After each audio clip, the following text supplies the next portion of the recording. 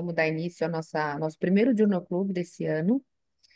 Nesse primeiro Journal Club, o Dr. Edward, que é especialista em medicina reprodutiva, ali do Fertility, Fert Group, ele vai falar de bloqueio hipofisário, explorando novas abordagens. Para moderação, a gente vai ter a doutora Maria Cecília Ertal, que é diretora médica do Grupo Vida, Centro de Fertilidade, também do Fert Group. E aproveitem. Boa noite a todos. Eu queria agradecer primeiro o convite do Dr. Edson, do Dr. Assunto, da Daniela, para estar aqui e falar desse assunto que é um assunto do nosso dia a dia, né? Para quem trabalha com reprodução assistida, o bloqueio hipofisário é uma ferramenta fundamental. Eu vou falar um pouquinho, para começar, eu vou falar um pouquinho do histórico que a gente tem da reprodução assistida. Desde que a gente, quando começou a medicina reprodutiva, a gente não tinha opção de bloqueio. A gonadotrofina surge primeiro, mas a medicina trabalhava sem uso de bloqueio hipofisário. E sem uso de bloqueio hipofisário, a gente tinha uma porcentagem de ovulação espontânea por volta de 20 a 30%. Como eu tinha falado, a gente tinha 20 a 30% de ovulação espontânea. Isso acontecia numa laparoscopia. A gente tinha esse inconveniente de descobrir isso numa laparoscopia. Em 84 surge o análogo agonista, que isso trouxe facilidade para a gente, essa publicação do Lancet de 84. Em 89 isso passa a ser rotina nas clínicas de reprodução assistida ao redor do mundo. O uso do análogo agonista tinha o inconveniente de necessariamente a gente tem que usar o HCG para maturação final. Em 93 surgem os primeiros trabalhos mostrando a possibilidade do uso do antagonista, que passou a ser comercialmente utilizado, a ser comercializado em 98 e passou a fazer parte da nossa rotina, trazendo algum conforto para a paciente. A gente tinha muito menos aplicações, saía daquelas de 10, 12 a 15 aplicações para 4 ou 5 aplicações, que é o que a gente faz até hoje. O uso do análogo antagonista, ele trouxe vantagens para a gente que a gente conseguiu, como essa publicação mostra que a partir dos anos 2000, o uso do análogo agonista para maturação final, reduzindo o risco de síndrome de peristímulo. Que para quem trabalhava com reprodução assistida antes dessa fase, sabe que 30% dos casos desenvolviam síndrome de peristímulo, muitas vezes grave, com internação, que era bem chato, né? Tanto para a equipe, mas principalmente para a paciente. E esse processo de congelamento de óvulo acabou sendo difundido no mundo inteiro, e as evoluções do processo de congelamento, a gente teve o processo de vitrificação, e isso trouxe cada vez melhores resultados dentro dos laboratórios.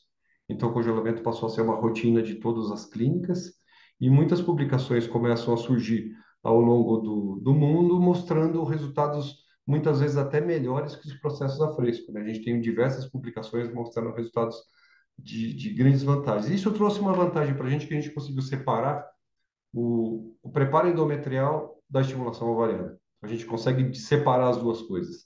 A gente consegue fazer em times diferentes, trazendo alguma facilidade para a gente. Por outro lado, o que a gente vê na literatura surgindo, quando a gente começa a melhorar os resultados, a gente começa a ter uma avaliação de como a gente pode trazer um conforto melhor para os pacientes. E quando a gente começa a colocar o paciente no centro da questão, a gente vê que a presença de medicação injetável é um fator de estresse. Esse Huisman publica aqui para a gente uma queixa constante das pacientes de limitação da rotina, que é o que a gente ainda vê, né? Aquela paciente andando para baixo e para cima com a caixinha de isopor, aplicando, preocupada com a hora que ela vai ter um show à noite, que ela vai ter que aplicar medicação, e essa preocupação da administração incorreta, que muitas vezes a gente ainda convive com isso, né? Esse trabalho do Requena também mostrou nas pacientes doadoras, quando ele usou a gonadotrofina de depósito, uma melhora da satisfação das doadoras, então o uso da medicação de depósito também trazendo vantagens.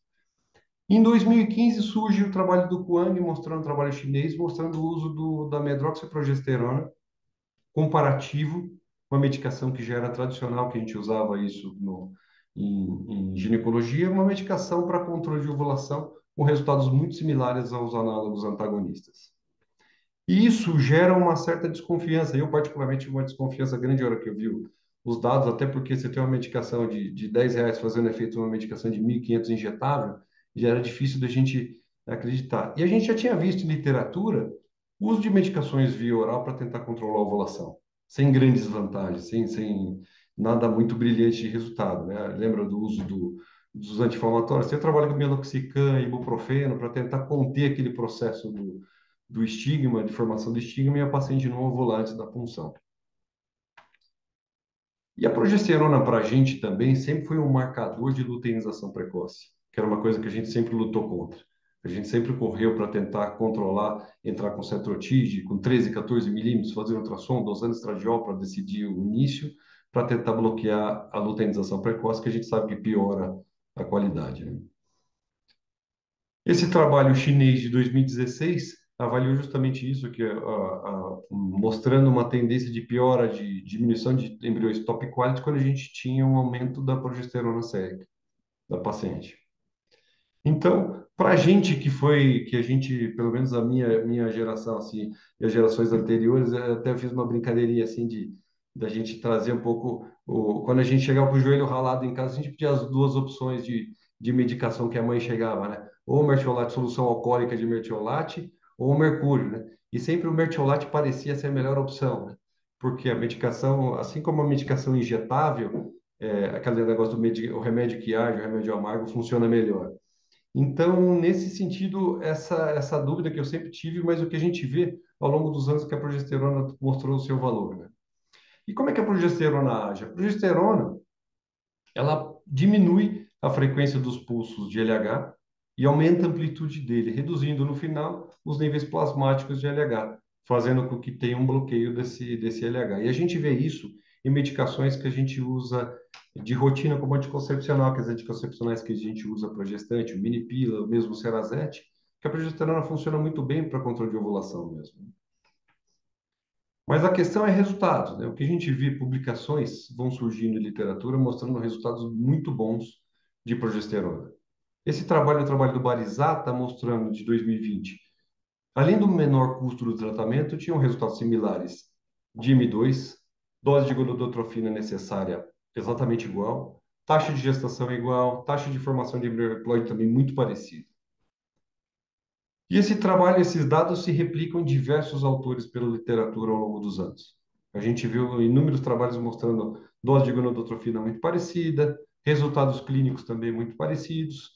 E isso, uma outra preocupação que a gente também sempre leva em consideração é o risco de malformação. O uso de um hormônio na hora dos tratamentos que a gente faz sempre é uma coisa que leva um questionamento se isso a gente vai trazer alguma consequência para essa criança que está vindo. E esse trabalho mostrou, esse é um trabalho recente de 2019, 9 mil nascimentos, mostrando exatamente a mesma taxa de malformação com o uso de antagonista e uso de progesterona. Ou seja, parece uma medicação extremamente segura que traz muitas vantagens. O uso de outras progesteronas também se mostrou vantajosas, do mesmo resultado muito similar a esse trabalho do Zul de 2015 com o Progestan, dose única diária. O do Faston, esse trabalho de 2018, dose de aplicação de 12 em 12, e o desogestrel também, que é uma outra progesterona que a gente consegue de dose única.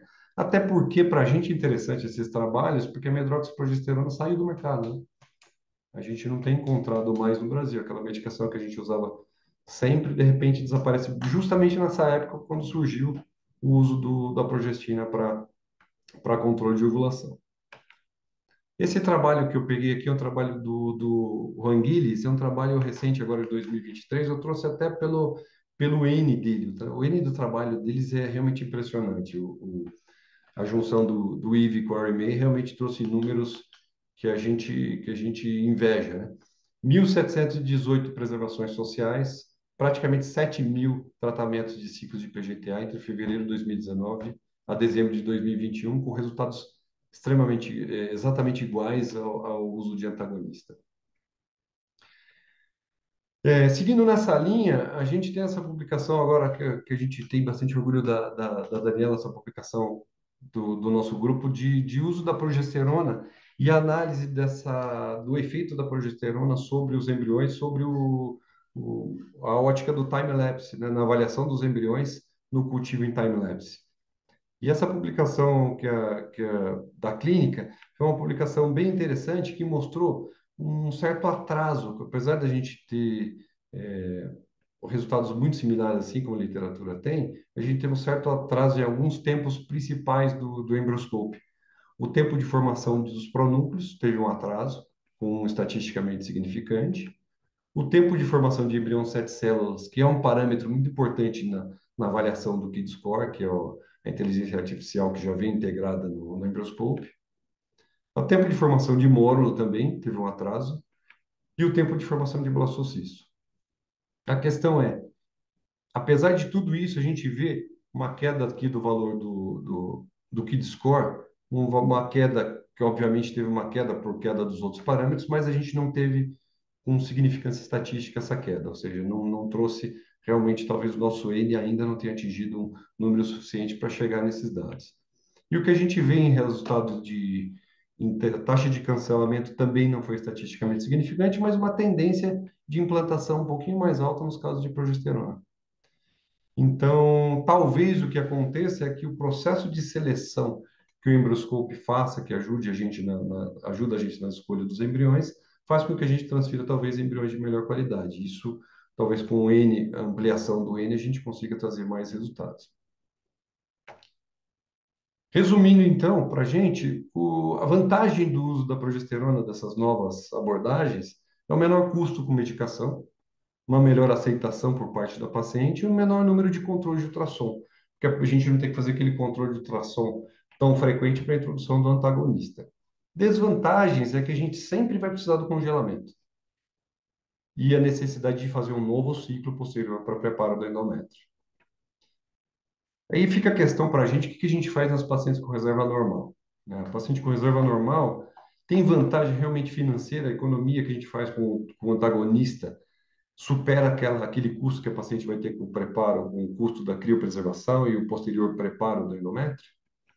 Esse trabalho aqui do IVAS de 2019 mostrou que realmente esse é um ponto significante que a gente tem que levar isso em consideração, mostrando uma economia de US$ 1.200 aqui em relação ao tratamento quando a gente faz com o antagonista e transfere no mesmo ciclo, e aquela paciente que tem que partir para o congelamento e o posterior preparo de endométrio.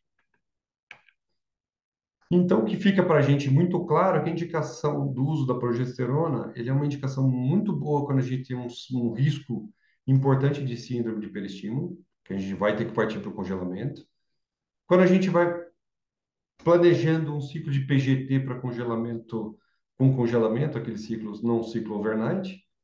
O ciclo de criopreservação social, aquela paciente também que mora fora, que precisa fazer ultrassom, não consegue fazer ultrassom na cidade de origem e que vem para cá para fazer o ciclo, que a gente consegue dar uma flexibilidade para essa paciente. Aquela paciente que vai fazer ciclo de dupla estimulação e a paciente que tem medo de agulha. A paciente que tem medo de agulha talvez seja uma vantagem, né? A questão é que a gente não pode usar isso como uma única alternativa de tratamento. Acho que essa é a parte de individualizar, a gente vê a progesterona como uma ferramenta a mais da nossa caixa de ferramentas e não como a única. Então, eu acho que apesar de ter um custo mais baixo, a gente tem que pensar um pouquinho e individualizar para casos específicos. Então, é isso. Muito obrigado. Parabéns, Edward. Objetiva, direta, mostrando ao que veio, né? Muito boa a sua apresentação, gostei bastante. Obrigado. Confesso que eu era exatamente como você. Primeiro, vou agradecer de novo ao Edson, a Daniela, o convite, né? Prazer para mim estar aqui junto com. Hoje em dia estamos juntos e misturados, né? No PET Group, mas estar juntos nesses momentos científicos também é muito, muito importante, muito prazeroso. Eu confesso que eu compartilho com você aquele medo inicial, sabe, Edward, da progesterona. Como é que pode trocar uma medicação de mil e poucos reais por uma que custa 20, 30 reais, né? Como é que pode? Mas também fiquei convencida, e lembrando isso tudo que você falou, né? Imagina como deve ter sido desafiador lá atrás para as pessoas que começaram, né, que deram o pontapé inicial na reprodução assistida, ter 30% de cancelamento, porque simplesmente ovulava. Você não tinha o controle sobre isso, né? Ficava correndo lá atrás do crescimento folicular, quando ele estava prestes a atingir ali, você faz uma laparoscopia e estava lá um estigma, ruptura folicular. Muito, muito complicado lidar com isso, né? Bem mais Então, difícil. a chegada do análogo agonista foi, foi, foi, foi disruptivo, com certeza, né? O bloqueio hipofisário, podendo se programar o momento correto de recuperar os ócitos maduros, sem ficar sob o risco da ovulação. E em 1982, quando começou a se usar o análogo agonista, com certeza as coisas melhoraram muito. Mas aí veio outra assombração, o risco do hiperestímulo. Bem, 30% é uma taxa muito alta, que a gente convivia com isso. Nós, não sei você, né, mas com certeza eu e o Edson convivemos demais com essa assombração do hiperestímulo, porque quando você fazia o bloqueio hipofisário com análogo agonista, não tinha jeito. O trigger, a maturação final, tinha que ser desencadeada pelo HCG, e o HCG é realmente o gatilho para essa síndrome terrível que morreu gente no mundo, a gente sabe disso, né? Teve morte com síndrome de hiperestímulo.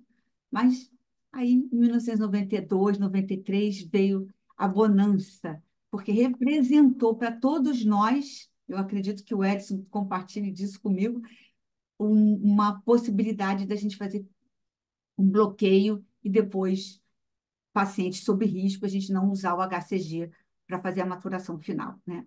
Então, só levantando essa bola da importância dessas medicações. E agora a gente vê uma coisinha tão simples, tão, né, um comprimidinho oral que pode fazer esse bloqueio para a gente, que realmente funciona, os trabalhos estão aí mostrando isso, né? E eu vou fazer umas provocaçõezinhas aqui, uma delas, por exemplo, que a gente sabe que existem metabólitos andrógenos da progesterona. Quem sabe nessas má respondedoras não pode ter aí uma estimulação das nossas células da granulosa, uma foliculogênese até melhor. Eu acho que a gente precisa comparar isso o tempo todo, né? Não sei se você trouxe alguma coisa sobre isso, mas eu acho que vale muito a pena a gente lembrar disso. Para as má respondedoras, quem sabe não pode ser um mecanismo, uma ferramenta de melhorar a nossa qualidade ocitária, estimulando ali as nossas células da granulosa com metabólitos andrógenos dessa progesterona aí que a gente usa, né? Lá atrás ficou todo mundo muito amarrado à medroxiprogesterona, ela simplesmente sumiu do mercado, mas graças a Deus a gente tem a dehidrotestosterona, a noretestosterona, um monte de possibilidades, a própria progesterona micronizada, a gente precisa estabelecer bem a dose.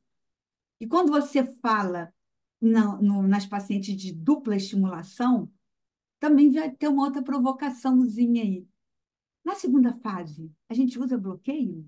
A gente conta com aquela progesterona endógena dela ali para já fazer esse bloqueio hipofisário. O que você acha disso? Então, eu acho essa pergunta eu acho bem interessante, doutora Marcela, pelo seguinte, eu acho que quando a gente tem essa segunda fase da coisa, é uma questão até que eu estava discutindo no residente do Pérola Baita que passou na clínica, e aí eu estava discutindo a residente, e a residente me contou um trabalho que o falecido doutor Mário Cavanha estava pensando, foi justamente uma ideia que eu tive, assim, quando a gente faz o efeito flare, quando a gente usava, lembra do ciclo ultra curto, quando a gente fazia ciclo longo, a gente fazia 2, 3 dias de agonista e não fazia mais o uso de agonista, né? A gente tocava o ciclo sabendo que a gente tinha depletado a hipófise e daria para tocar. Eu acho que talvez a segunda fase do ciclo a gente não precise nem usar nada. Eu acho que talvez esse era um trabalho que o Dr. Mário Cavanha estava começando e parece que ele acabou falecendo e esse trabalho não foi para frente. Mas acho que é um trabalho bem interessante também. É interessante, é uma Porque a provocação. Eu estou hipófise, quando a trazendo. gente já depletou com o flare, É, teoricamente, 14 dias ela está parada, né? é uma provocação. Eu acho que vale super a pena a gente pensar nisso, nessas pacientes que têm indicação de dupla estimulação.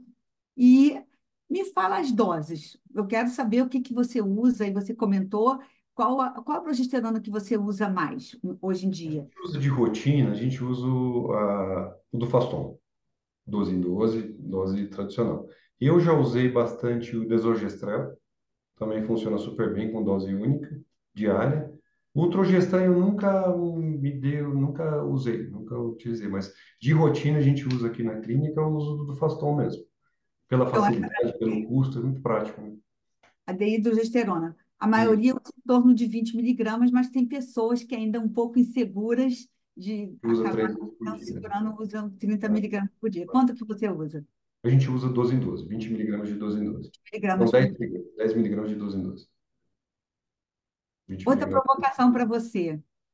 E o time do triggering, assim, o tempo de triggering? Você Eu acho mantém 16 horas, você muda, tem outras modalidades de triggering, que a gente usa de rotina, na clínica, a gente usa 37 horas. Para o cultivo, de protocolo, a gente sempre usa todas as pacientes 37 horas mesmo de trigger.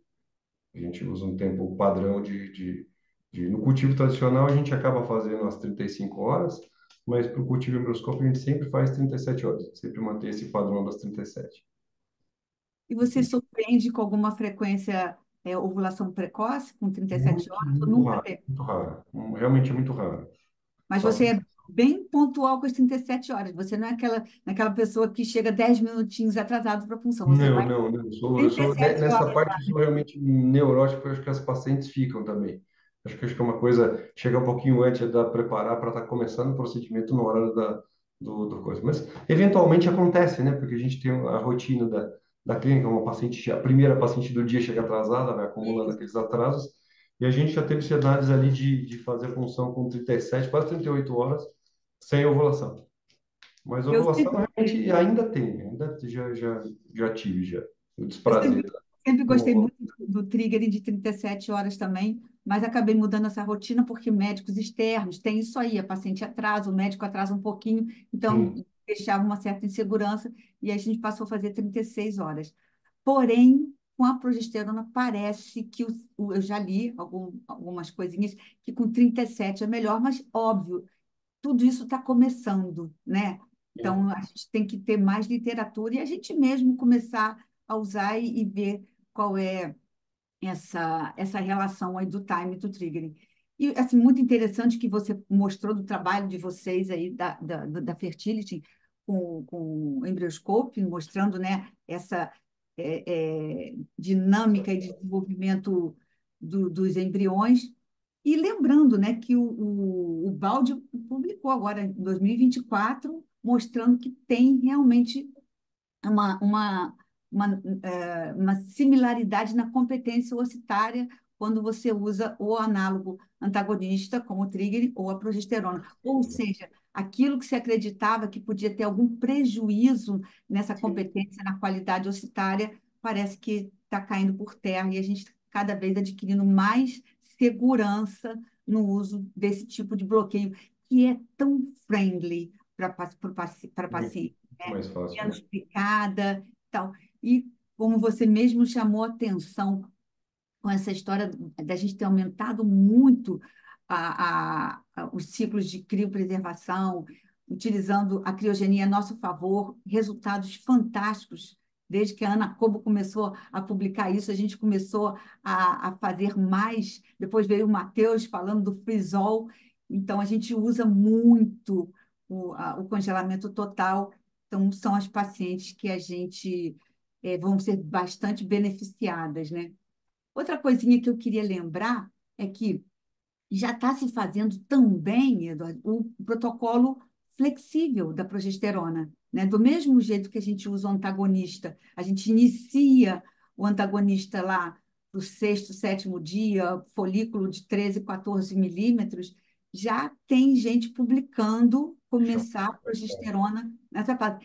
Isso fica muito conveniente quando você quer mudar. Você inicia pensando que vai fazer um bloqueio com o antagonista e aquela paciente se mostra uma hiperrespondedora, uma coisa que você não esperava, né? E aí você, poxa, essa aí vai ter que ser congelamento total, e aí, ao invés da gente entrar com antagonista, a gente entra com um protocolo flexível de progesterona. Aí talvez eu não ficasse na dose de 20 não, sabe, Eduardo? Talvez eu fizesse a dose de 30 mesmo, justamente porque começou desde o início da estimulação. A gente teve uns casos que a gente acabou fazendo com dose, começando mais tarde, com 20 também. Mantendo a É, mesma dose de 20, né? é. Mantendo- O tempo vai dando para a gente essa Vale, né? segurança, né? Na dose e ficando Sim. tranquilo, assim, que dá aquele medinho, né? Bloqueio com progesterona é um bloqueio bem potente, né? A gente vê Uhum. a pílula do dia seguinte praticamente progesterona, né? Isso, exatamente. As pílulas de progesterona que a gente sempre usou, né? Sim, sim. Sempre Ah, sim, funcionou. com certeza, sempre funcionaram. Queria também trazer uma outra lembrancinha aqui, né? As pacientes de oncofertilidade, né? Também são pacientes muito possíveis, né, da gente fazer esse tipo de bloqueio. Mas lembrando na paciente de câncer de mama, receptor de progesterona positivo, a gente ficar atento a isso, para É, nessas pacientes a gente não usar, né? Então, nem sempre a paciente chega para a gente com o imunistoquímico dela, ela vem com o diagnóstico, não, câncer de mama, tem que fazer rápido, tem que começar de forma random lá e de urgência, um protocolo de urgência, às vezes primeira, segunda fase, e a gente nem sempre tem acesso ao imuno dessa paciente. Mas lembrar disso, né, dessas pacientes de oncofertilidade, se tiver receptor positivo de progesterona, a gente não pode fazer esse bloqueio, não. é Mais simples. umas coisinhas assim que eu achei importante trazer para essa realidade nova aí, que eu acho que, não sei, no seu entendimento, mas no meu entendimento, eu acho que isso já é uma realidade, você não acha? Não, O eu uso acho, sim, eu acho que é uma, de uma realidade, principalmente pelo estímulo randômico. Eu acho que o uso da progesterona flexibiliza bastante para a gente, né? O início randômico com o uso de progesterona. Se for uma paciente, por exemplo, de doença hematológica, que é que ela tem até mais pressa de tratar. Acho que o mastologista, pelo fato de ser ginecologista, ele até compra aquele tempinho que a gente pede para esperar para conseguir o estímulo, né? Conseguir fazer o estímulo de uma maneira mais adequada, né? Mas o hemato, em geral, tem muito mais pressa, né? O é, químico começa sempre para ontem, né? é verdade, é verdade. Os mastologistas a gente consegue ter uma proximidade maior com os Eu acho pais. que eles Já compram tem, mais é a dor verdade. da paciente, né? Tem umas até que a gente consegue fazer do STEAM, dependendo Por se for mais estímulos, monitor, eles conseguem segurar a ansiedade, controlar a paciente. Os trabalhos mostram que isso não vai mudar em nada não o muda nada. prognóstico dessas pacientes, né? O uso do letrozol também, né, para baixar o estradiol, você deixa bem tranquilo mesmo, né? Com certeza. Eu queria que vocês comentassem um pouco em relação ao valor, se de fato vocês acham que não vale a pena, financeiramente falando, para ciclos em que você tenha que congelar por conta do protocolo com a progesterona, ou se não existe isso, ninguém vai fazer o protocolo com progesterona tendo que congelar por causa disso, se não tiver um motivo antecedente a isso. Bom, primeiro lugar, Eder, parabéns pela aula, foi ótima. A gente sempre aprende, cuidado com os slides, foi super bem. E também Marcília, que fez considerações super pertinentes, que é sempre bom a gente aprender e relembrar algumas coisas, tem que estar fresco na nossa cabeça. É, nós já fizemos o cálculo financeiro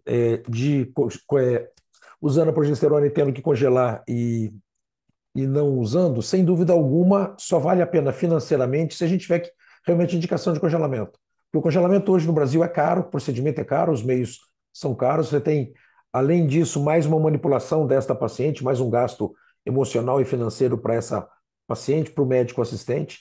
Então, hoje, em termos de custo, realmente só vale a pena usar o progestágeno, o bloqueio com progestágeno, quando é, se tiver uma indicação de congelamento. E a Cecília lembrou muito bem do protocolo, do protocolo onde a gente começa a progesterona no meio do ciclo. Isso eu tenho usado em alguns casos, justamente nesse caso, Cecília. Ou às vezes a gente, puxa vida, comecei o ciclo, é uma paciente de fora, esqueci de dar progesterona e é um congelamento. Dá para começar no meio tranquilamente. A gente tem feito isso em vários casos e não atrapalha em nada a progressão desse ciclo, nem o tempo de medicação, nem a probabilidade de ovulação. Mas eu quero fazer uma pergunta para você, Edward. É, se você vê alguma diferença, foi publicado agora recentemente o uso da noritesterona, quer dizer, vai o Primolutinor, falar o nome comercial, que é um comprimido por dia, 10 miligramas por dia. Você veria, você que estudou isso bem, e a Marcília também, alguma diferença entre usar a dihidrogesterona ou a noritesterona nessa diferenciação? Porque daí vai facilitar mais ainda, um comprimido por dia. Entendeu? Então eu queria que você e a Cecília comentassem isso para a gente, que eu acho que o protocolo também é uma medicação que está aí há muitos anos, né? O Primolutinor está aí há quanto Sim. tempo? Como o do Faston, né? Dihidrogesterona está aí há bastante tempo. E é mais um recurso que a gente tem para utilização, baixando ainda mais o custo, que se torna ainda mais barato, e facilidade para o paciente, quer dizer, um comprimido por dia. Então, eu queria que, se vocês pudessem, Maricília e você, comentassem a respeito desse tipo de protocolo. Eu cheguei a tentar fazer o levantamento para ver se eu achava algum trabalho mostrando, mas realmente não, mas eu acho que funciona, sem não ter a menor dúvida de que funciona. Eu acho que a progesterona da noradrenalina, ela tem um efeito muito bom. Eu acho que a dose única é igual a medroxaprogesterona, mas o desogestrel também tem uma função muito parecida, então, já tendo comprovado o outro, não sei se eu manteria o desogestrel, que tem uma aceitabilidade boa também, né? O paciente tolera bem, né? Acho que é bem prático. E o preço também é bom, né? O custo, é bem barato também. Mas eu acho que funciona assim, meu doutor. Eu acho que eu não teria grandes problemas, não. Eu acho que o papel da progesterona para o bloqueio do LH é uma coisa muito simples. Eu acho que até é surpreendente que a gente demorou 15 anos para perceber isso, né? Acho que a gente começou a fazer isso com congelamento de óvula dos anos 2000, só em 2015 que alguém teve essa ideia, né? Aquela história do centésimo macaco, né? O chinês do outro lado do mundo que descobriu para a gente começar a usar, né? Mas acho que é uma coisa que o anticoncepcional, você vê, os livros de história da medicina, o desenvolvimento da progesterona foi o que abriu as portas para o anticoncepcional, né? Realmente a progesterona, qualquer uma delas teria uma questão. Acho que a única questão é a segurança disso de formação, mas acho que nem na morfogênese acho que não teria problema, não. Acho que é uma fase muito precoce para a gente se preocupar com isso. Isso é É, a doutora Maria Cecília. é aquela história, né? Toda grande ideia, ela surgiu de alguma coisa muito óbvia. O problema foi ter a grande ideia, né? Mas com certeza já existia assim toda uma evidência que mostrava que o bloqueio acontece. Ninguém descobriu que a progesterona bloqueava a hipófise, já se sabia disso, só que não se usava nos ciclos de reprodução assistida. Foi muito interessante isso. E comentando sobre essa questão de custos que a Dani falou aí, eu acho super importante o que você falou, Eduardo, individualização, né? Tudo dentro da medicina reprodutiva tem essa indicação, o porquê da escolha, né? Então, a paciente que você já vê, eu atendi hoje com uma paciente que tem um AMH de 7 ponto alguma coisa. Não tem jeito, eu já vou começar assim, falando em bloqueio com progesterona, porque vai ser congelamento total, né? Então, tem casos que você e tem essa possibilidade do flexível, que eu achei muito interessante trazer aqui, porque às vezes você está pensando uma coisa e no meio do caminho você pode mudar de acordo como se desenrola aí o processo da foliculogênese.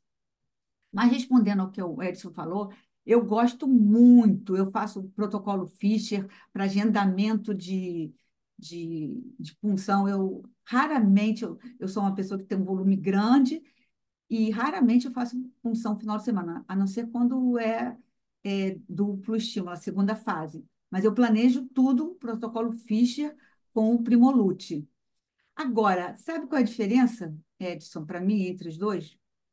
Não é em relação a nenhum risco, nada disso. Sintomas. O Primolute Norca, ele é mais duro para o paciente tolerar. Ele é mais sintomático, né? A deidro, ela é mais levezinha, as pacientes toleram melhor. Mas o fato é que duas vezes ao dia, ou até um comprimido ao dia. Mas eu acho que a gente tem que começar a estudar mais isso. Tem pouca, é isso que o Eduardo falou, não tem publicação comparando as drogas, né?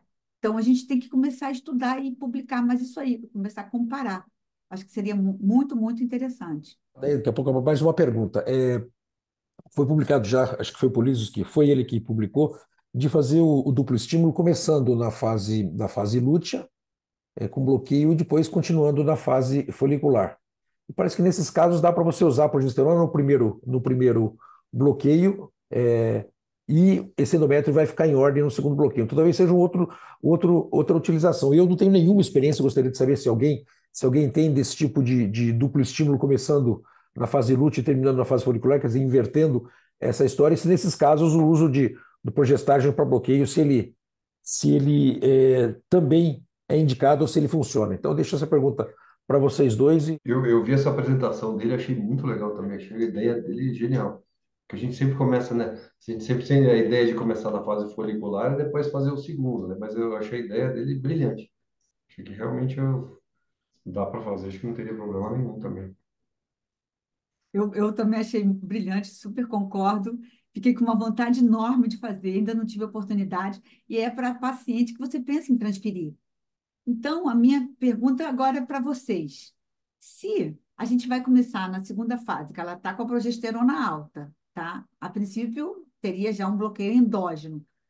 e você pensa em fazer a transferência, ou seja, você faz a primeira fase, quer dizer, o primeiro estímulo na segunda fase, na fase lútea, coleta, e aí ela entra numa fase proliferativa, lá você continua estímulo, coleta para transferir.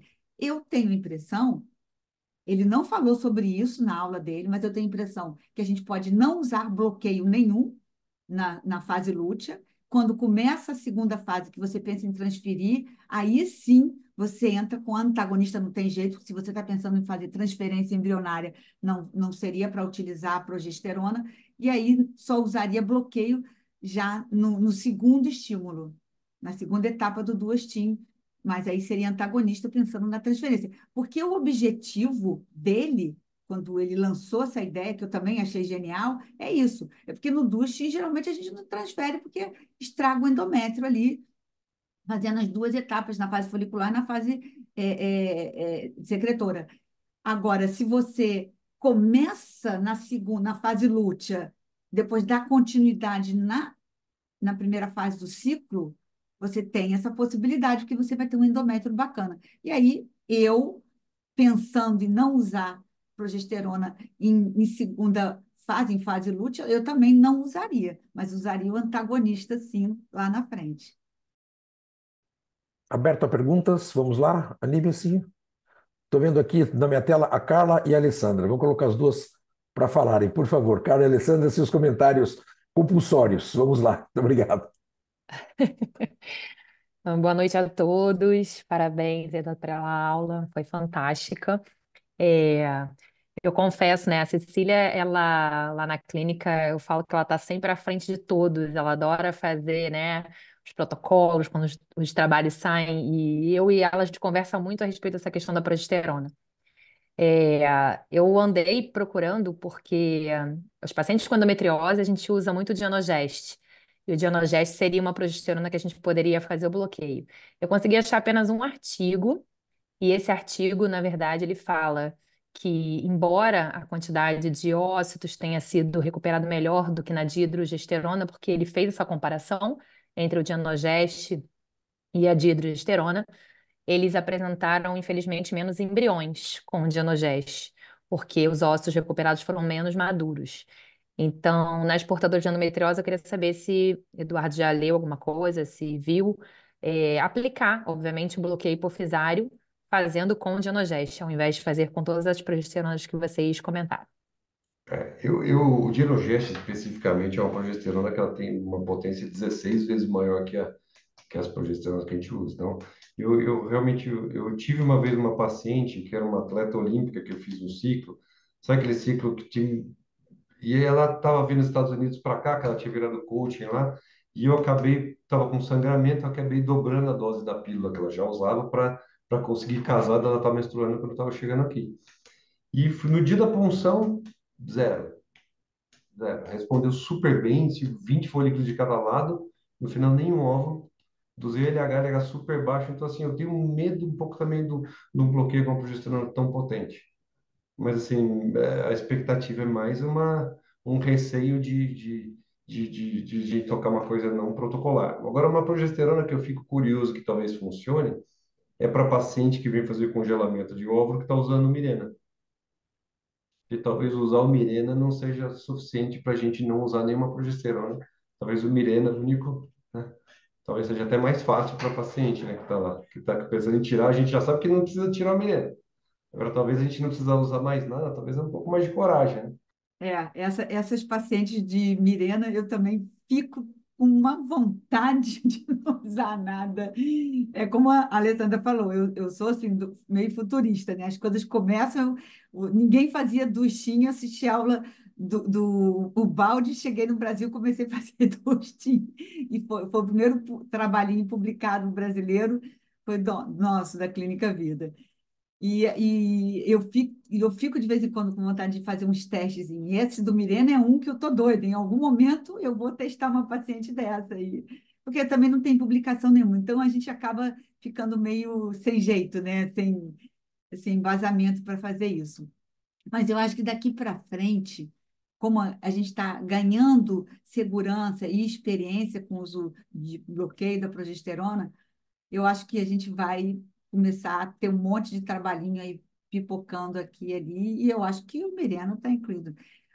Essa questão dessa depressão do LH dentro do gonadotrófo lá que me deixa um pouquinho preocupada. E pode ser esse o caso do Dienogest, entendeu? Por causa dessa potência grande aí dele. Então, você, na hora de fazer o trigger, você não tem LH nenhum lá dentro do gonadotrófico para fazer o pico. Então, a gente tem que ter um cuidado aí realmente e cada vez mais fazer essa equivalência aí de dose das progesteronas e ver o que, que realmente a gente consegue. Eu estou querendo muito sair do 30 miligramas, não consegui ainda sair da hidrogesterona, passar para 20, me sentir segura com isso, e segunda fase sem usar nada. Vamos ver, vou começar.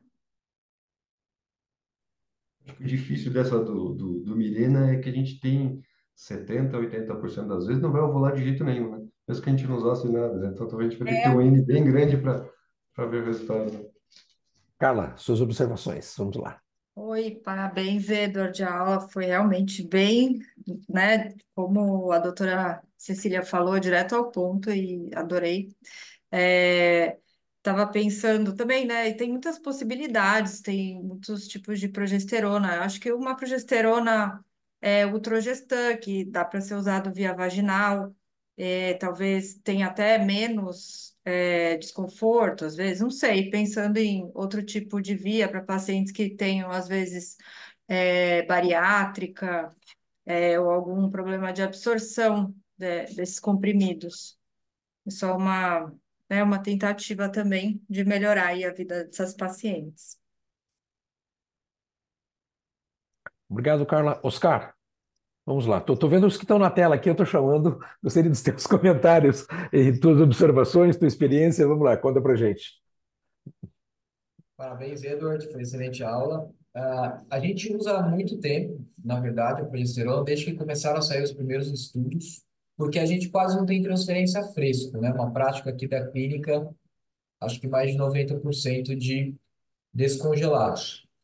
Ah, a gente tem a experiência de começar na lútea e terminar na folicular, mas não para transferir. Eu tenho um pouco de receio, doutora Cecília, de fazer o bloqueio com a progesterona, principalmente noradiosterona ou essas outras progesteronas na fase lútea, e querer transferir a fresco depois na folicular e ter alguma alteração residual de receptividade endometrial, né? Pensando no possível efeito negativo aí, que tinha toda aquela conversa de que a pílula podia atrapalhar isso, fazer o priming com pílula. Então, eu acho que talvez se eu fosse fazer essa sequência lútea folicular, eu ia preferir fazer sem bloqueio, como é a questão aí que já foi colocada que talvez funcione. A gente tem usado, começando no sexto dia, bloqueio, como se fosse um antagonista flexível, né? Ou fixo, melhor dizendo, no sexto dia. E eu não vejo problemas com não bloqueio. O meu medo é um pouco o que o Eldred falou aí de falha de trigger. Eu acho que seria interessante, talvez, levantar os dados de falha de trigger com bloqueio de progesterona. Eu tenho uma sensação, tá? Mas não tenho isso em números, nada tabulado, de que tem mais falha de trigger com bloqueio de progesterona. Então, acho que talvez fosse uma coisa fácil de a gente levantar, com um N tão grande como a gente tem agora, falha de trigger em ciclos com antagonista versus progesterona nas duas fases, folicular e lútea, e tentar ver se tem uma diferença aí de incidência desses quatro grupos possíveis aí. Eu defendo a ideia, Oscar, de realmente não usar progesterona quando é lútea e folicular. Eu também acho que não deve usar. Eu concordo plenamente com você. Não falei que deve usar, ao contrário, é exatamente isso que eu trouxe. Eu acho que a gente fazendo nessa sequência lútea folicular, você não deve usar, mas aí sim, na folicular, usar o antagonista, se você pensa na transferência, tá? Se pensa na transferência. Eu Mas, entendi. Não, eu entendi que a senhora não queria bloquear na lútea, mas ainda está criando coragem para. não, nos ciclos de Duochin que eu começo folicular e lútea, eu faço bloqueio ainda não tive coragem de não fazer. E esse ciclo lútea folicular eu nunca fiz.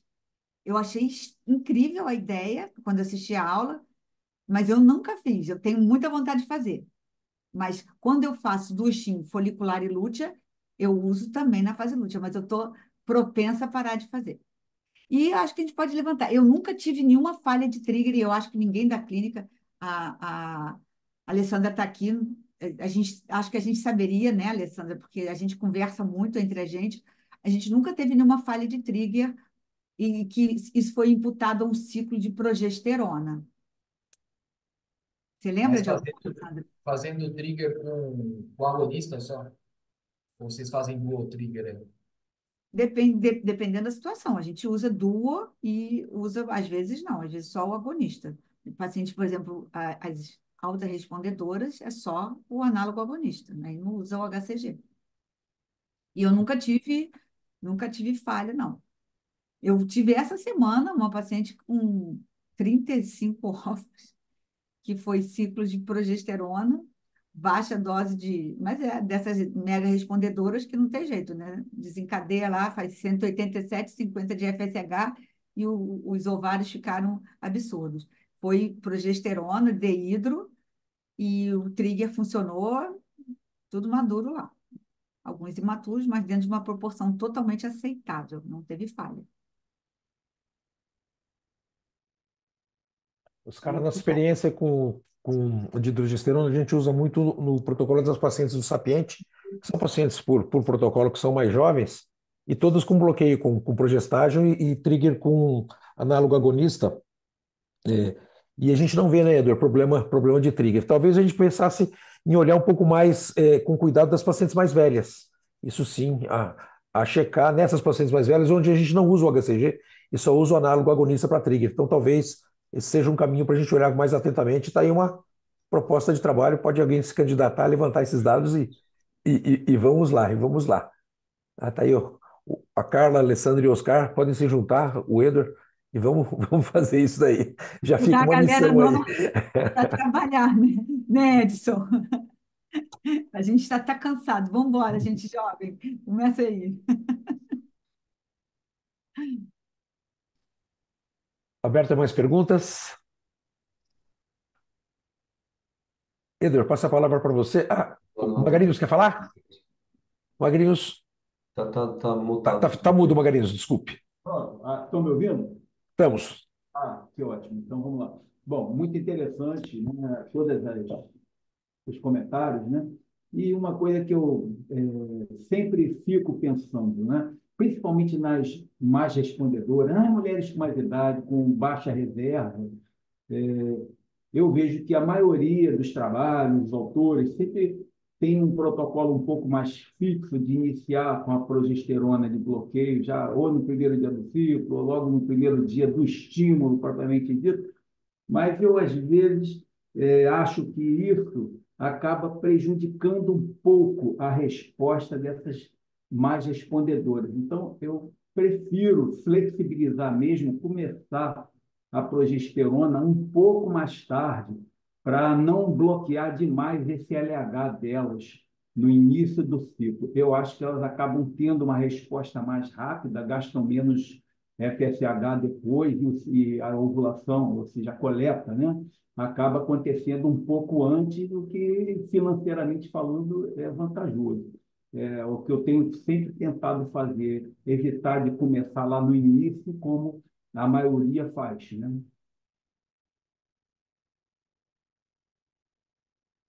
E Antônio Eugênio, você usa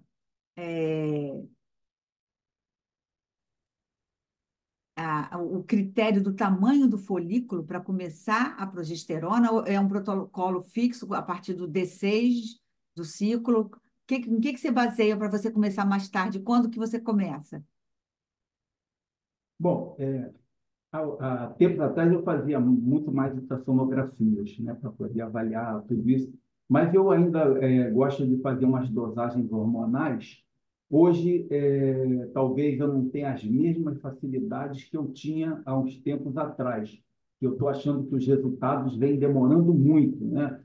Aqui no Rio de Janeiro é muito comum o pessoal fazer ou é no Sérgio Franco, ou é no Bronstein, e às vezes Você leva 3 dias para receber o resultado e fica meio difícil você ficar esperando aquilo para tomar uma decisão. Antes eu tinha umas facilidades, né, que a Cecília sabe aqui, que meus irmãos eram donos de um laboratório. Então, comigo o resultado saía muito rápido, que não sei quem já visitou aí um laboratório grande de análises clínicas.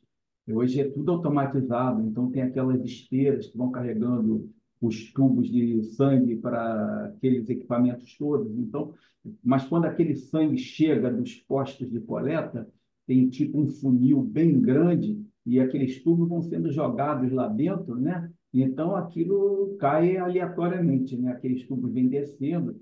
Se você der a sorte do seu tubo cair bem no meio daquele funil, ele vai descer mais rápido do que um outro tubo que caiu na beirada, por exemplo, né? E aí o tempo que você vai levar para ter o resultado vai depender muito da sua sorte, do tubo ter caído no meio, ter caído dos lados, a hora que chegou. Mas eu tinha essa facilidade porque o meu irmão, um dos meus irmãos, era que controlava essa parte toda do laboratório. Então, quando tinha paciente minha, eu já falava com ele antes, falava, ó, tem uma paciente que está colhendo sangue aí agora, já fica de olho. Então, quando chegava os tubos de sangue da minha paciente, nem entrava naquele funil, ele já botava lá embaixo, na saída do funil, e o tubo já ia direto para a esteira. Aí eu tinha um resultado muito rápido, né?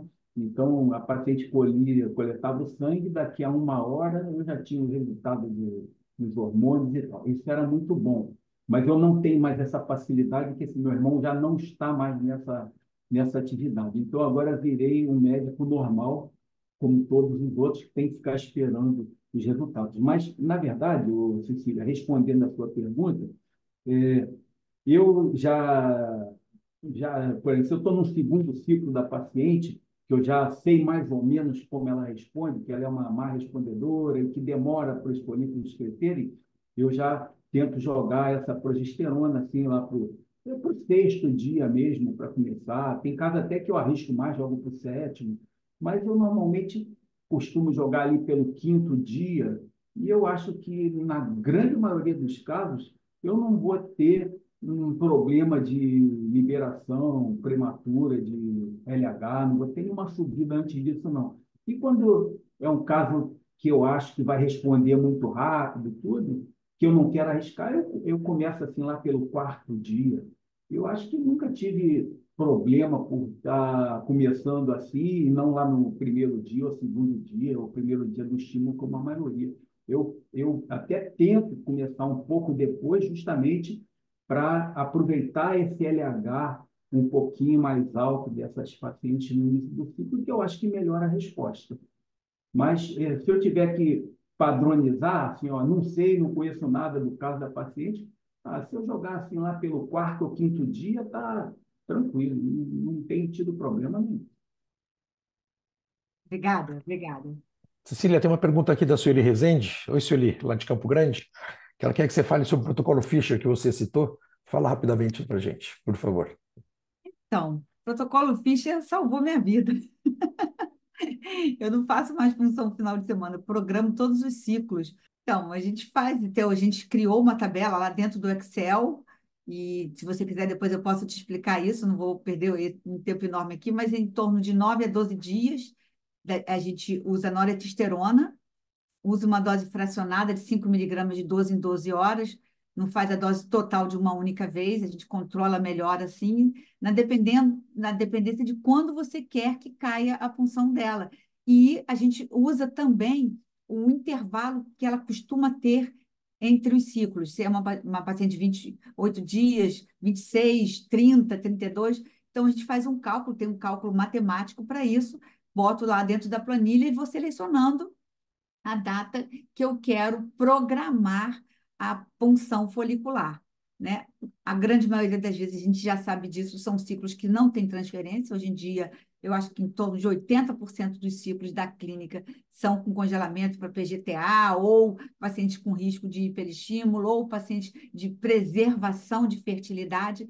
Então, a gente acaba com muita facilidade planejando a punção e depois vai vir a segunda etapa, que é a transferência embrionária nos ciclos de fertilização in vitro. Então, é muito gostoso de trabalhar dessa forma. A Alessandra também pode dizer isso. Acho que hoje em dia a maioria dos médicos da clínica trabalha com isso, com o planejamento Fisher. E depois eu te passo os detalhes dos cálculos matemáticos para você é, escolher o melhor momento a gente divide de segunda a sexta, né, para não sobrecarregar. Ainda tem isso. Você pode olhar lá os dias que tem dentro desse planejamento Fisher que estão sobrecarregados de punções, aí você planeja a sua punção para 1 ou 2 dias depois. Então, é muito conveniente para o funcionamento da clínica e alívio para médicos e embriologistas não terem que fazer punção no final de semana. Eu vou guardar, Cecília. Me interessou muito. Você disse que facilitou demais a sua vida. Nós estamos aumentando muito o número de ciclos aqui e como já são vários médicos atuando na clínica, a gente já está precisando fazer um planejamento, sabe? Então, eu vou esperar. Se você puder me encaminhar, eu agradeço muito. Pode deixar, pode deixar. Obrigada. Muito bom. Passo a palavra para você, Edward, para dar as considerações finais para Cecília e depois peço que a Daniela feche. Obrigado a todo mundo. Tivemos mais de 100 pessoas na sala, foi muito produtivo. Realmente é muito gostoso estar nessas reuniões. Como eu disse anteriormente, a gente aprende, a gente recorda, a gente pode ver as pessoas mesmo pela telinha. Então, muito agradável. Muito obrigado a todos, Edward. Obrigado a todos obrigado pelo convite, obrigado pelos comentários. Achei que foi muito legal. Acho que a gente tem que tentar ter um pouco de sensibilidade para enxergar o óbvio, né? Tentar ver coisas mais simples. Eu vejo que quando eu vi aquela aula do Polísio, eu falei, caramba, como eu sou burro, né? Até agora eu nunca fiz isso, né? Ao contrário, né? Eu podia ter feito e já tocava o negócio. Acho que a gente começar um pouquinho, flexibilizar um pouco para ter ideias novas, né? Mas obrigado a todos. Gente, obrigada de novo pelo convite. Um prazerzão estar aqui com vocês. A discussão foi ótima. Parabéns, Eduardo. Adorei sua apresentação. Eu sou muito assim, direto ao ponto, então eu gosto de pessoas e apresentações assim também. E a gente aprende muito e tem a oportunidade de discutir, né? Que foi o que aconteceu aqui hoje. A gente aprendeu com você, recordou um monte de coisas e conseguimos discutir e foi bem proveitosa. Eu adorei Boas participar. ideias. Obrigada, doutora Edward. Obrigada, doutora Maria Tchau. Cecília. Boa noite. Obrigada a presença de todos. Tivemos a reunião aí lotada na maior parte do tempo, mais de 100 pessoas. Foi ótimo. Obrigada a todos pela presença, pessoal. Um abraço, boa noite.